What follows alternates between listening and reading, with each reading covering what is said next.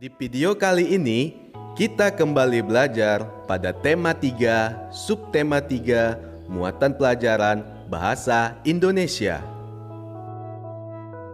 Pembelajaran 1, daftar pertanyaan dan laporan wawancara.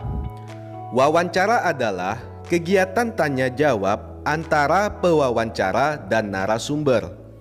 Wawancara bertujuan untuk mendapatkan informasi atau pendapat tentang sesuatu. Pewawancara akan mengajukan pertanyaan tentang informasi yang ingin diketahui. Narasumber akan menjawab masalah yang ditanyakan pewawancara. Sebelum melakukan wawancara, kita harus menentukan topik yang akan kita bahas. Menyusun daftar pertanyaan wawancara dilakukan sebelum melakukan wawancara.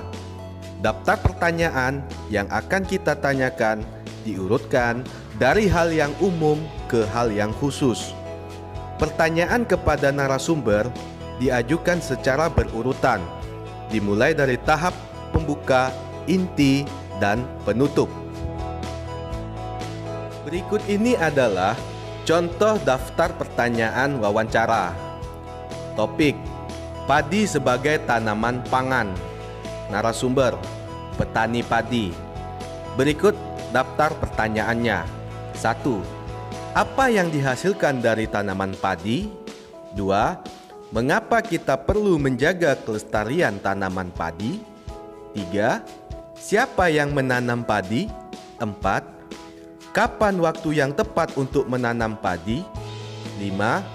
Bagaimana tahap-tahap pertumbuhan padi? 6. Berapa lama proses yang dibutuhkan dari menanam bibit padi sampai panen? Pembelajaran berikutnya, laporan wawancara. Dalam membuat laporan wawancara, harus mencakup hal-hal berikut atau format laporan wawancaranya sebagai berikut. 1. Latar belakang. Pada laporan wawancara yang kita buat, kita harus menuliskan latar belakang. Pada latar belakang ini, kita menuliskan alasan kita melakukan wawancara. Yang kedua, maksud dan tujuan. Pada maksud dan tujuan, kita menuliskan maksud dan tujuan kita dalam melakukan wawancara. Yang ketiga, topik wawancara. Kita menuliskan topik dalam wawancara yang kita lakukan. Yang keempat, narasumber.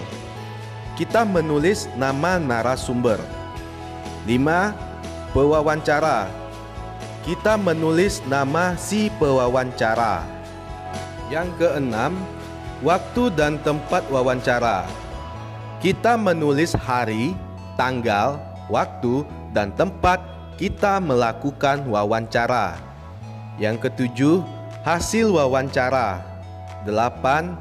Kita membuat kesimpulan atas wawancara yang telah kita lakukan.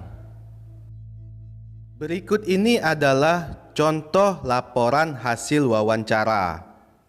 Pada contoh ini terdapat latar belakang. Kemudian ada maksud dan tujuannya. Topik wawancaranya, hari, tanggal, waktu, dan tempat wawancara ada pada contoh laporan ini. Juga nama si pewawancara dan nama narasumber. Kemudian, pada hasil wawancara, kita menuliskan jawaban-jawaban dari narasumber itu ke dalam berbentuk sebuah paragraf. Di bagian akhir, kita jangan lupa membuat kesimpulan atas wawancara yang kita lakukan. Selanjutnya, kita masuk ke pembelajaran 4. Kesimpulan hasil wawancara. Kesimpulan hasil wawancara merupakan keseluruhan isi wawancara yang telah kamu lakukan. Kesimpulan ditulis dalam berbentuk paragraf secara singkat dan jelas. Langkah-langkah menulis kesimpulan hasil wawancara. 1. Tulis jawaban secara jelas dan rinci sesuai pertanyaan. 2. Baca dan pahami kembali jawaban narasumber. 3. Lakukan pengelompokan jawaban yang mengandung inti topik wawancara. 4. Tentukan ide pokok yang mengandung topik wawancara. 5. Tentukan kalimat utama yang menjadi inti pembahasan wawancara. 6. Tentukan kalimat penjelas yang mendukung inti topik berdasarkan jawaban narasumber. 7. Gunakan kalimat efektif agar kesimpulan tidak terlalu panjang dan bertele-tele. 8. Gunakan bahasa baku sesuai kaidah agar mudah dipahami. Berikut ini adalah contoh kesimpulan hasil wawancara. Tanaman padi akan tumbuh subur di daerah dataran rendah yang panas, mengandung banyak uap air, dan memiliki curah hujan yang cukup. Tanaman padi berkembang biak dengan biji. Bagian-bagian dari tanaman padi yaitu akar, batang, daun, bunga, buah, dan biji. Tanaman dimanfaatkan sebagai tanaman pangan oleh sebagian besar masyarakat Indonesia. Hasil wawancara sebaiknya dipastikan kebenarannya dengan cara meminta tanggapan atau saran dari orang lain. Hal yang dilakukan sebelum memberi tanggapan yaitu: pertama, membaca hasil wawancara secara utuh. Kedua, perhatikan hal-hal penting yang ada dalam wawancara, seperti ketentuan pertanyaan yang baik, kelengkapan jawaban, dan kesesuaian jawaban dengan topik. Dalam memberi tanggapan wawancara, gunakanlah bahasa yang santun agar tidak menyinggung orang yang meminta tanggapan. Contoh tanggapan terhadap hasil wawancara.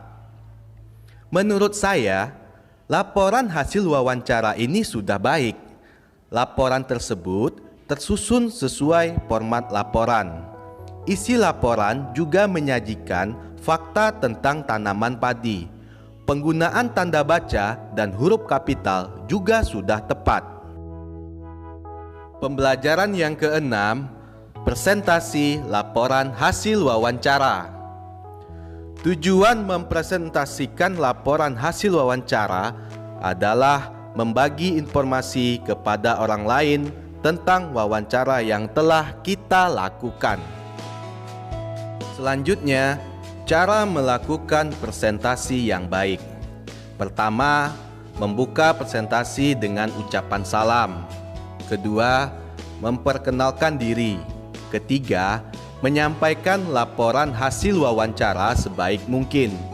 Keempat, menyampaikan materi atau hasil wawancara dengan jelas dan rinci. 5. Cara menyampaikan boleh seperti bercerita. Yang keenam, hasil wawancara disampaikan secara komunikatif atau menggunakan bahasa yang mudah dipahami. 7. Saat menyampaikan laporan, sesekali perhatikan orang lain yang menyimak. 8. Jika kesulitan untuk menghafal teks, sebaiknya kamu menggunakan catatan kecil berisi poin-poin hasil wawancara. Yang ke-9, presentasi diakhiri dengan ucapan terima kasih dan salam.